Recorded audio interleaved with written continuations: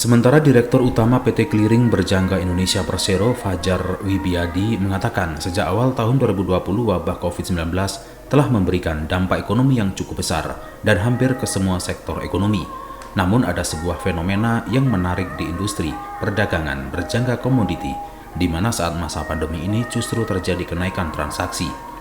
Data PT Clearing Berjangka Indonesia Persero yang berperan sebagai lembaga clearing, penyelesaian, dan penjaminan transaksi perdagangan berjangka komoditi di BBJ menunjukkan sampai dengan kuartal 3 tahun 2020 terjadi pertumbuhan transaksi sebesar 25,43% dari 992.187 lot di kuartal 3 2019 menjadi 1.244.491 lot di kuartal 3 2020. Selain itu, dari pasar fisik komoditas juga menunjukkan tren kenaikan yang positif.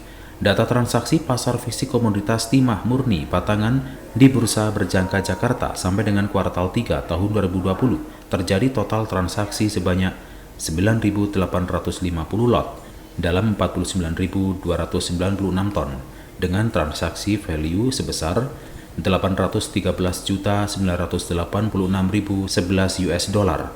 Ini semua tentu merupakan bukti bahwa industri perdagangan berjangka komoditi cukup tahan terhadap guncangan ekonomi baik lokal maupun global.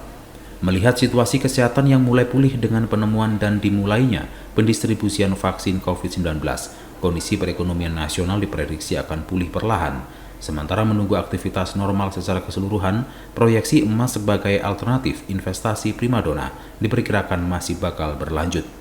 Kepala PT BBF Malang, Andri, mengatakan, kuartal 3 kinerja PT BBF Malang kian mengkilap menutup kuartal 3 tahun ini. BBF Malang mencatat pertumbuhan volume transaksi sebesar 75.663 lot, naik 107,59% dibandingkan tahun sebelumnya pada periode yang sama. Sementara itu untuk jumlah nasabah baru sepanjang Januari sampai September 2020, BBF Malang mampu menarik 187 nasabah baru atau meningkat 49,60% dari kuartal 3 tahun lalu.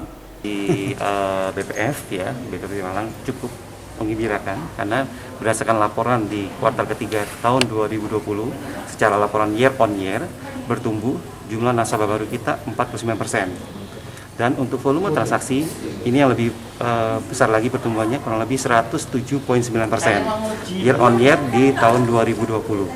Jadi artinya dengan kondisi saat ini minat masyarakat khususnya Kota Malang dan sekitarnya tentang produk kita PBK ini sangat diminati. Salah satunya adalah kita lakukan edukasi. Dan yang kedua, kondisi pandemi ini makin banyak melakukan work from home sehingga mereka melakukan alternatif investasi. Itu perkembangannya.